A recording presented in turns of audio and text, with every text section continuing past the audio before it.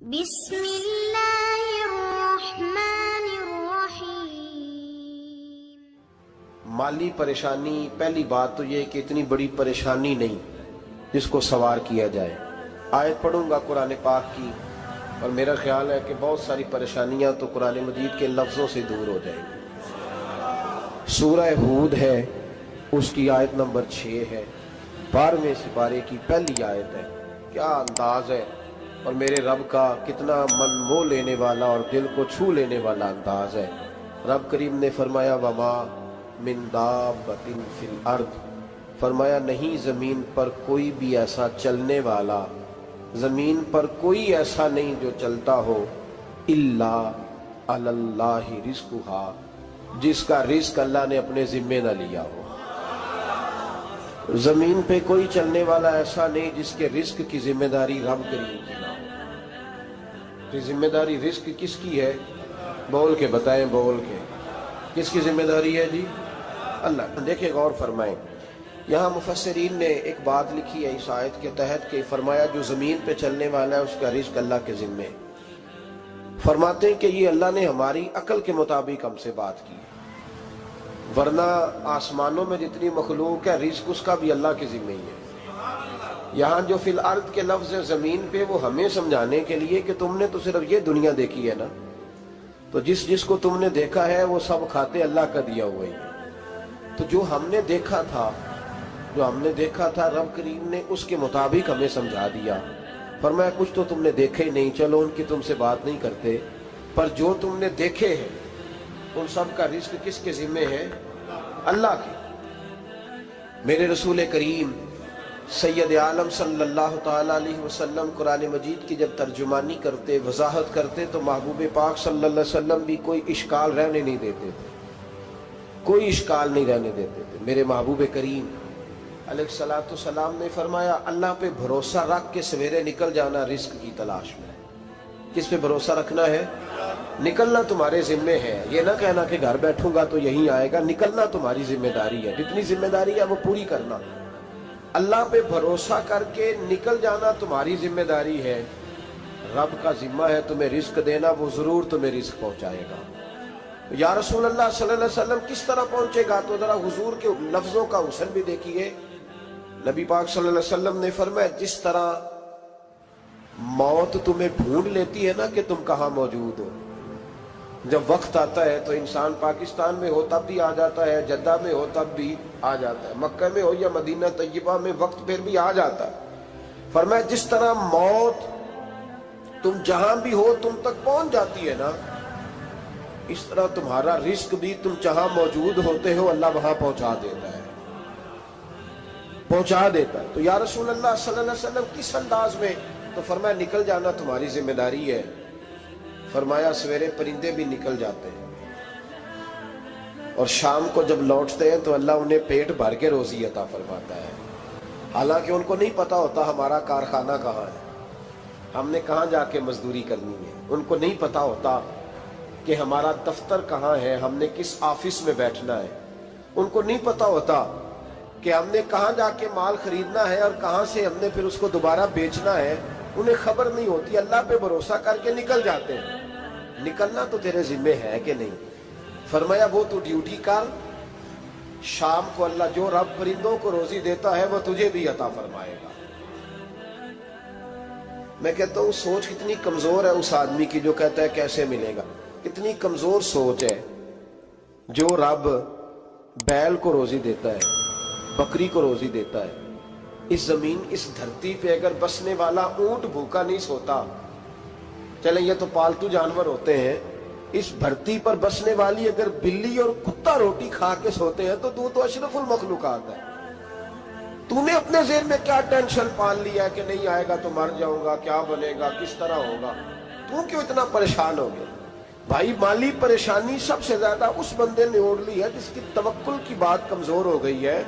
تو سیدھی توجہ اپنے رب کریم کی جانب رکھ، سیدھی توجہ اللہ کی جانب کر۔ رب فرماتا ہے ذمہ تیرا نہیں، ذمہ میرا۔ لیکن تنخواہ ایک آتی ہے گھر میں، جب ایک بچہ ہوتا ہے تو تب بھی کام چلتا ہے، جب اللہ 2 بچے دے دے پھر بھی اس تنخواہ سے کام چلتا ہے، جب 3 ہو جائیں پھر بھی چلتا ہے جب 4 ہو جائے. نہیں آپ نہ بھی بولے تو بات تو صحیح ہے, بہرحال کام پھر بھی چلے. اسی تنخواہ میں سے جب بندہ بڑے بیٹے کی شادی کر کے بہو بیاہ کے لے آئے تو پھر بھی کام چلتا ہے. اور جب اس بیٹے کو اللہ بچے عطا کر دے تو اسی گھر میں, اسی آنگن میں, اسی چھت کے نیچے کام چلتا ہے. تو پھر تو مان جانا کہ چلانے والا تو نہیں, چلانے والا کوئی اور ہے. پھر تو مان جا کے چلانے والا کوئی. تو اس وقت جب تنخواہ تیری لگی تھی تو کہتا تھا ابا ابھی میری شادی نہ کر, میں بیوی کو کیسے کھلاؤں گا. تو وہی شخص ہے جس کی چھت کے نیچے پھر 1.5 درجن پوتے بھی پل رہے اور گزارا ان کا بھی ہو رہا ہے. تو رزق کا ذمہ کس کا ہے؟ اللہ کا ذمہ. اب ہمیں پتہ ہے پہلی بات تو پریشانی اس لیے اتار دینی چاہیے کہ ذمہ ہمارا ہے ہی نہیں. اب دوسری بات یہ کہ ذمہ داری کس کی ہے؟ اللہ حکیم بھی ہے اور علیم بھی ہے. حکیم بھی ہے اور جانتا بھی ہے اور اسے پتہ بھی ہے کہ دینا کس طرح ہے. اب ہم پتہ کیا کہتے ہیں؟ کہتے ہیں وہ جو بندہ پجاروں میں بیٹھا ہے وہاں اسے نہیں بیٹھنا چاہیے اور میرا حق تھا. تجھے زیادہ پتہ ہے کہ اللہ کو؟ بول کے بتانا. کس کو پتہ زیادہ ہے؟ کیوں جی؟ تو آپ اصل ٹینشن پتہ کب لگتی ہے؟ جب بندے کہتے ہیں نہیں وہ پجاروں میری تھی, میرا حق تھا. وہ جب گزرتی ہے نا پاس سے مہران کے تو مہران والا ٹینشن بڑی لیتا ہے. حالانکہ اللہ کو زیادہ پتہ ہے کہ وہ حق. ایک بات اپنے ذہن میں یاد رکھ لے, رٹ لے کہ جو میرے لیے بہتر تھا میرے رب نے مجھے دے دیا. تو بات ختم ہو گئی. بس وصل اچھا ہے نہ فراق اچھا ہے, یار جس حال میں رکھے وہی حال اچھا ہے. بس جو میرے حق میں بہتر تھا میرے رب نے مجھے. مسئلہ یہ ہے کہ تو اس پہ راضی ہونے کو تیار نہیں. حضرت علی کرم اللہ تعالی وجہ الکریم نے میرے نبی پاک کی ایک حدیث بیان کی ہے, اور جناب علی جب یہ حدیث بیان کیا کرتے تھے تو حضرت مجاہد فرماتے ہیں یوں لگتا تھا کہ جیسے حضرت علی ہمیں ہر پریشانی سے نکال رہے ہیں. مولا علی شیر خدا رضی اللہ تعالیٰ عنہ فرماتے ہیں کہ مجھے میرے نبی پاک صلی اللہ علیہ وسلم نے ایک طریقہ دیا تھا ٹینشن فری ہونے کا. آپ فرماتے ہیں مجھے تو بڑا راس آیا ہے, تم بھی اگر کر لو گے تو تمہیں بھی فائدہ دے گا. کہا وہ کیا؟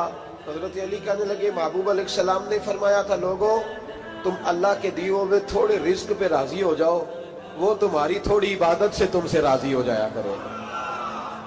بس تم 2 نفل بھی پڑھو گے تو اللہ راضی ہو جائے گا. تم 1 رکوع بھی سویرے اٹھ کے پڑھو گے تو وہ راضی ہو جائے گا. وہ تمہارے 313 درود شریف سے راضی ہو جائے گا. تم اس کے دیے ہوئے تھوڑے رزق سے راضی ہو جاؤ.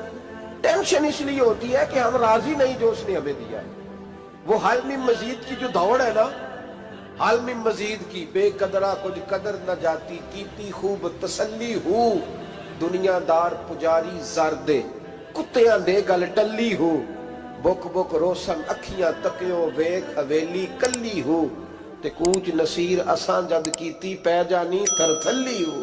تو یاد رکھیں یہ جو ہے نا مصیبت کے مال آ کیوں نہیں رہا, وہ سامنے والا پلاٹ میرے گھر کے سامنے ہے گھر کے سامنے, پر رجسٹری میرے نام کیوں نہیں. یہ مصیبت سانس نہیں لینے دیتی. موٹر سائیکل کھڑی کرتا ہے نا جب آ کے دکان سے روٹی کھانے آتا ہے, دفتر سے گھر آتا ہے, کاروبار سے آتا ہے, تو جہاں موٹر سائیکل کھڑی کرتا ہے وہ ٹینشن بڑی ہے کہ کبھی میری ہو جائے نا یہ والی جگہ تو میں یہاں بھی بورڈ لگاؤں اپنے نام. اس نے مالی پریشانی پیدا کی. تو جس حال میں ہے, کیونکہ تو نے اپنا یہ حال خود نہیں بنایا, جس نے بنایا ہے وہ بڑا بہتر جانتا تھا کہ تو اسی حال میں اسے اچھا لگتا ہے. تو اسے اسی حال میں, ایک بزرگ تھے تو ان کی طبیعت بڑی علیل ہو گئی, بیمار ہو گئے, تو اللہ نے آزمائش دی تو کیڑے پڑ گئے وجود میں. ایک کیڑا یہاں سے کھا رہا تھا, اللہ والے بڑے راضی رہتے ہیں اس کی رضا پہ, تو کیڑا یہاں کھا رہا تھا تو نیچے گر گیا. تو بابا جی نے اٹھا کے پھر وہاں رکھ لیا. کہنے لگے جب اس نے تیری ڈیوٹی مجھے کھانے کی لگائی ہے تو میں اس بات پہ راضی ہوں, تو نیچے کیوں گرتا ہے؟ بٹ ٹھیک ہے کھا, جب اس نے تجھے ڈیوٹی جو تیری لگائی. سالبہ بن عبد الرحمن ایک صحابی تھے, سالبہ غالباً نبی پاک صلی اللہ علیہ وسلم کی خدمت میں آئے, کہنے لگے یا رسول اللہ صلی اللہ علیہ وسلم غربت بڑی ہے, میرے لیے دعا کریں اللہ زیادہ مال دے. تو محبوب صلی اللہ علیہ وسلم نے فرمایا تو جس حال میں اچھا ہے وہ تیرے لیے بہتر ہے, اس میں تو ہے وہی حال تیرے لیے. مشکل ہے نا یہ جواب سننا. کہتے پیر صاحب فلان جگہ سے تویز آیا, وہاں تو وارے نے آرے ہو گئے, تو آپ کے ہاں تو میں کہتا ہوں یہ تویز دینے والا اگر تویز دے کے امیر بناتا ہے تو پہلے خود کیوں نہیں بنتا؟ یہ خود تو 150 کا تویز بیچ رہا ہے، اپنی بیچارے کی حالت یہ ہے۔ اگر اتنا ہی تویز اس کا چلتا ہوتا تو پہلے 5 ٹیوب پجارو اس کے دروازے پہ کھڑی ہو۔ عجیب چکر ہے، اور عجیب جگہ لوگ الجھ گئے، سمجھتے ہی نہیں بات کو۔ یا رسول اللہ صلی اللہ علیہ وسلم دعا کر دے تو محبوب نے کیا فرمایا؟ فرمایا تو جس حال میں ہے نا وہ حال تیرے لیے بہتر ہے، اسی میں رہ۔ کہ نہیں حضور دعا کرے۔ فرمایا سال بعد تو باز آ جا۔ حضور دعا کرے۔ فرمایا تو باز آ جا۔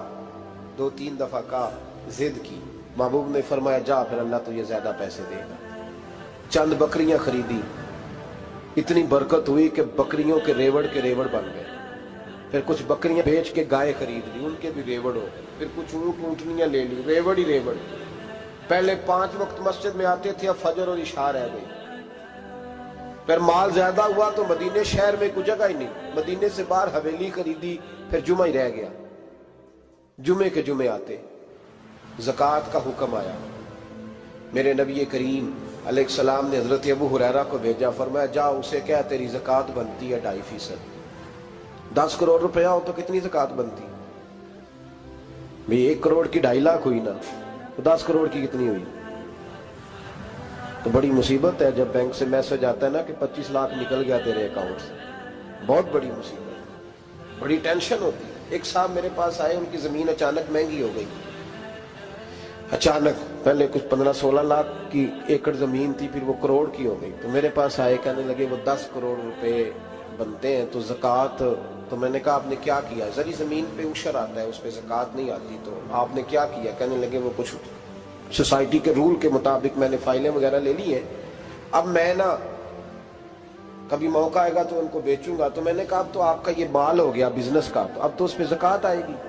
10 کروڑ پہ جب 25 لاکھ سنا تو کہنے لگے فوراً دینی پڑتی ہے کہ تھوڑی تھوڑی سے بھی کام چل جاتا ہے؟ تو میں ان کا چہرہ دیکھنے لگا، میں نے کہا نہیں وہ تو آپ کو پتہ ہے، ویسے حضرت عمر فرمایا کرتے تھے بانٹ کے نہ دو، کوشش کرو کسی ایک کو ہی دو، چلو کسی کا تو کچھ بن جائے، تو ایک کو ہی دینی چاہیے۔ کہنے لگے تو مطلب یہ ایسا ہی حکم ہے؟ میں نے کہا آپ کسی اور سے تحقیق کر لیں۔ اب یہ بھائی لیتے وقت نہیں تجھے ٹینشن ہوئی کہ 15 لاکھ کا کروڑ ہو گیا، تو اس وقت نہیں تو نے کہا کہ یا اللہ، تو یہ کیسی سوچ ہے مسلمان؟ کس طرح کا اس کا؟ ہمارے ہاں جب کسی آدمی پہ حالات خراب ہوتے ہیں نا تو سب سے پہلے وہ اس طرح کرتا ہے کہ جو میں کہیں اللہ کے راستے میں دیتا ہوں پہلے اسے بند کرو۔ جس راستے تجھے آ رہا تھا پہلے تو نے وہ راستہ بلاک کیا۔ حضرت اسماء بنت ابی بکر صدیق کہتی ہیں میں حضور کو مسجد کے لیے، ادارے کے لیے، صحابہ صفا کے لیے کچھ دے رہی تھی، تو میں نے گننا شروع کیا تو حضور مسکرانے لگے۔ حضور مسکراتے کیوں ہیں؟ تو فرمانے لگی، محبوب فرمانے لگے اسماء اللہ کے راستے میں گن گن کے نہ دیا کر، ورنہ وہ بھی تجھے گن گن کے دے گا، تو اس کے راستے میں بے حساب دے، وہ بھی تجھے بے حساب ہی عطا فرمائے۔ لیکن پہلے یہ والا پہلے دروازہ بند کرو، یہاں سے پیسے ختم ہو رہے ہیں۔ تو اس طرح کرنا بھائی، اس دفعہ سوٹ ذرا گرمیوں والے نہ خرید، لیکن جو تو اللہ کے راستے میں دے رہا ہے اسے دیتا رہے۔ لیکن ہم اپنا نقصان کرتے ہیں، زیادتی کرتے ہیں اپنے ساتھ۔ میں نے آپ کو پہلے بھی بتایا تھا پیار کی بولی ہے، پھر بولتا ہوں۔ ایک بڑے بڑے پیار والے دوست ہیں، ایک دفعہ مجھے کہنے لگے کہ آپ کئی دفعہ اعلان کرتے ہیں تو مجھے اچھا نہیں لگتا، اور آپ ادارہ بھی بہت زیادہ بننے والا ہے، بڑی چیزیں میں دیکھتا ہوں جو ہوں تو بڑا نظام اچھا ہو جائے، آپ دعا کریں اللہ مجھے پیسے دے تو میں بڑے سارے خرچ کروں گا اس کے راستے میں۔ تو میں نے کہا یا اللہ اسے 10 کروڑ دے، یہ 9.5 کروڑ تیرے راستے میں دے دے گا۔ تو چپ کر گیا، جس طرح آپ نہیں کر گئے سارے، چپ کر گیا وہ بھی۔ اس نے کہا جی نہیں جی انشاءاللہ کریں گے۔ تو میں کیا پلیا جی تے دعا پہ ہوں دیا، ابھی تو وہ آئیں گے تو تب دیکھی جائے گی، تو یہیں اڑ گیا ہے۔ یعنی 9.5 کروڑ اللہ کے راستے میں خرچ کرنے کی دعا پہ بھی آمین کوئی نہیں کہتا کہ چلو آمین ہی کہہ دے۔ تو میں کہا تینوں تے 50 لاکھ بچتا سی پیا، لیکن تو اس سودے پہ تیار ہے۔ جب یہ سوچ ہوتی ہے، یہ غلط سوچ ہے، یہ بات تو اگر تے مسکرانے والی، لیکن یہ سوچ صحیح نہیں۔ حضرت عثمان غنی رضی اللہ تعالیٰ عنہ کہتے ہیں جس وقت نبی پاک صلی اللہ علیہ وسلم نے اعلان کیا نا جنگ کے موقع پر کہ 800 سپاہیوں کا خرچہ چاہیے، کہتے ہیں میرے پاس 600 کا تھا۔ یہاں ایک روایت میں حضور نے 1000 کا اعلان کیا تو میرے پاس 800 کا تھا۔ جب 2-3 دفعہ نبی پاک نے اعلان کیا تو کہتے ہیں میں نے کھڑے ہو کے کہا یا رسول اللہ پورا 800 میری طرف سے. کہتے ہیں میں نے 200 سپاہی کا خرچہ ادھار اٹھایا لیکن پورے 2 مہینے نہیں گزرے تھے رب کریم نے مجھے کئی گنا کر کے پیسے واپس عطا فرما دیے. پر بات تو یہ ہے کہ تیری وہاں لو لگی ہو, تو تجارت کرتا ہے ان لوگوں کے ساتھ جو کیا دے سکتے. تو سالبہ کے پاس حضور نے پیغام بھیجا. پہلے تو کہا تیرے لیے بہتر نہیں مال. جب اصرار کیا تو اب بڑی برکت ہو گئی, بڑا آیا تو فرمایا زکوٰۃ دے, 2.5% زکوٰۃ ہے. اب جب سوچا کہ 5 اونٹوں پہ ایک بکری جائے گی اور بڑا سارا مجھے دینا پڑے گا, اب جب غور کیا تو یہ تو نہ کہا کہ میں نہیں دیتا. حضرت ابو ہریرہ سے کہنے لگے نبی کریم علیہ السلام کی خدمت میں عرض کرنا کہ میں خود آؤں گا. حضرت ابو ہریرہ نے آ کے عرض کی یا رسول اللہ صلی اللہ تعالی علیہ وسلم. حضور وہ کہتے تھے میں خود آؤں گا. تو کہتے ہیں محبوب نے ٹھنڈی سانس لی, فرمایا اسے کہا تھا کہ تیرے لیے مال بہتر نہیں, اب ہلاک ہو گیا. ہائے افسوس, ہلاک ہو گیا. ان کو بھی تھوڑی دیر کے بعد احساس ہوا کہ یہ میں نے کیا کیا. نبی پاک کوئی کہہ دیا نہیں ہے, حضور کو کہہ دیا بعد میں آؤں گا. اب دوڑے آئے, عرض کی حضور میں سارا کچھ لے کے آیا ہوں, قبول کر لیں.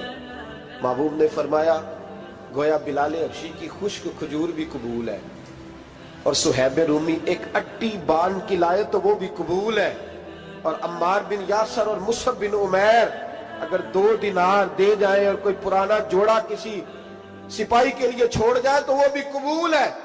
لیکن تو اپنا لاکھوں لے کے چلا جا, تیرا کوئی نہیں قبول. معاف کر دیں.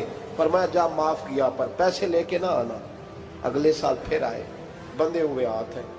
محبوبہ میں دولت کا کیا کروں گا, آگ لگانی ہے, قبول کر لیں. فرمایا تو لے جا, تیرا نہیں قبول. گرا جو ان کی نگاہ سے وہ سنبھل نہیں سکتا. حضور نے وصال ظاہری کیا تو جناب صدیق اکبر کے پاس آئے, لاکھوں کا مال. ابو بکر قبول کر لو. تو جناب صدیق اکبر کہنے لگے اس کا کر لو جس کا نبی نے نہیں کیا, چل جا, کوئی نہیں چاہیے. حضرت عمر کے زمانے میں قحط پڑ گیا, بارشیں نہیں ہوتی, غلہ نہیں ملتا, حالات خراب ہے, مالی طور پہ بحران آ گیا, غربتیں, مجبوریاں, تکلیفیں. آ کے روئے, عمر میرا قبول کر لو, مجھے معافی تو مل گئی تھی نا. فرمایا معافی اپنی جگہ پہ, پر جس کا مصطفیٰ نے قبول نہیں کیا. بہت سارے لوگوں کو پتہ ہی نہیں کہ ان کا قبول ہی نہیں ہوا, اور وہ الجھے ہوئے, انہیں خبر ہی نہیں کہ اصل بات کیا ہے. فرمایا جس کا مصطفیٰ کریم نے قبول نہیں کیا, اب ہیرے اور جواہرات بھی لے کے آئے تو بھوکے مریں گے, پر اس کا قبول, اس بات پہ راضی رہو اس حال میں اللہ نے رکھا ہوا, اس حال میں راضی رہو. جو مصیبت ہے نا دیکھنی کہ وہ بھی میرے پاس, تمہیں کیا پتا, کبھی پوچھ تو صحیح اس سے وہ کس مصیبت کا شکار ہے. جو مالی طور پہ بڑا امیر ہے تو اس کی طرف دیکھ کے اپنا دل برا کرتا ہے. بس جس حال میں رب نے رکھا ہے اس حال میں رہ. حضرت عثمان غنی کے زمانے میں تو وہ وصال کر گئے, لیکن بھائی تو جس حال میں تیرا رب تجھے رکھتا ہے اس حال میں رہ, تیری مالی پریشانیاں ختم ہو جائیں. میں نے پہلے بھی شاید آپ کو ایک دفعہ کہا تھا, میں تعلیم سے فارغ ہوا تو میرے ایک استاد اور میرے کچھ دوست کہنے لگے افریقہ آ جائیں آپ, بھائی بہت بڑا ادارہ ہے, اس کو چلائیں, اس کو سنبھالیں. میری والدہ سے میں نے کہا, اس طبیعت ہوتی ہے نا انسان کی, میرا بھی دل لگ گیا. میری اماں پڑھی نہیں تھی لیکن اللہ نے دانائی بڑی عطا فرمائی تھی, حکمت بڑی تھی, سیانی بڑی تھی. تو میں نے کہا اماں جی وہ مجھے ساؤتھ افریقہ کی دعوت ہو رہی ہے تو آپ کیا کہتی ہیں. تو اٹھ کے میرے پاس آ گئی اور مجھے انہوں نے اپنے بازوؤں میں لے لیا, پھر میرا ماتھا چوما, کہنے لگی پتر میں تے وال بھی نہ پوٹ کے دیوا کسی نے, ہم نے دولت کا کیا کرنا, تو اللہ کا نام لے کے کہیں بیٹھ جا, رب کریم رون کے لگا دے گا, خیر ہو جائے. تو میرے بھائی یاد رکھیں ان چیزوں سے تھوڑا سا دیکھیں نا, قناعت کریں, جو اللہ نے دیا اس پہ راضی ہو جائے. اللہ بڑا مہربان ہے, وہ آسانیاں کر دیا کرتا ہے. تو یاد رکھیں میرے رسول کریم علیہ السلام نے ایک تو ہمیں درس یہ دیا ہے کہ تو سمجھ جا, قرآن نے ہمیں بتایا ہے کہ روزی تیری ذمہ داری نہیں, روزی کس کی ذمہ داری ہے, اللہ کی. اور دوسری بات یہ کہ جو اللہ نے تمہیں دیا ہے اس پہ تو راضی ہو جا, تیری مالی پریشانیاں ختم ہو جائیں. اور پھر حضور صلی اللہ علیہ وسلم نے فرمایا مذہبی طور پر جب دیکھو تو آگے دیکھو, اور دنیاوی طور پر جب دیکھو تو پیچھے دیکھو, پریشانی ختم ہوگی. مذہبی طور پر جب دیکھو, جو 5 نمازیں پڑھتا ہے وہ تہجد پڑھنے والے کو دیکھے, اور جو تہجد پڑھتا ہے وہ اشراق چاشت پڑھنے والے کو دیکھے. اور جو بندہ اشراق و چاشت پڑھتا ہے پھر اس کو دیکھے جو سارا دن مصطفیٰ پہ درود پڑھتا ہے. اوپر دیکھے کہ میں نے اور نیک ہونا ہے اور نیک. اور جب مالی معاملہ ہے تو پھر نیچے دیکھ. اگر تو بیٹھا نا پجاروں پہ تو پھر ٹوڈی والے پہ نظر کر اس کا کیا حال ہے.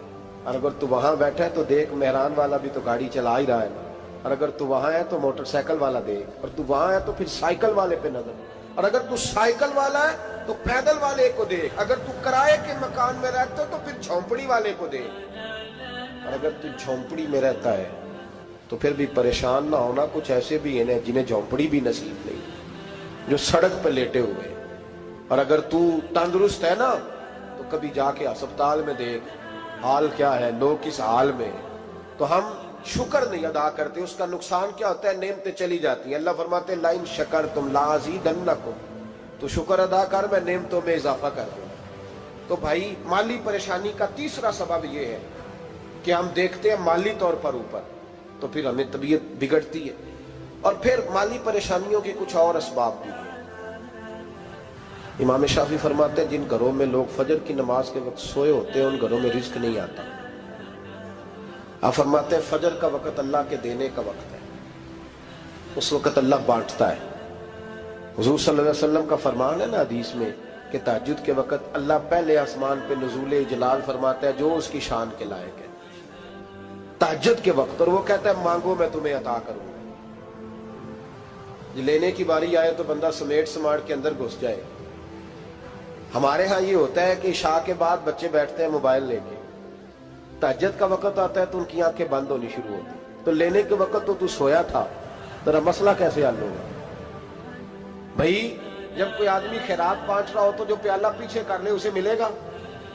کہتے اس وقت آنا جب میں بانٹ رہا تھا, اب تو کدھر آ گیا ہے. مثال دے رہا ہوں. تو فجر کا وقت مانگنے کا ہے, تو ساری رات تو گزر گئی گیمیں کھیلتے ٹی وی دیکھتے, اور جو لینے کا وقت تھا تو سو گیا, تو کیسے آئے گا تیرے پاس. تو اٹھے سویرے بندوں سے مانگ کے دیکھ لیا, بڑی عزتیں خراب ہوئی. فجر کا وقت اٹھ کے جھولی پھیلائے.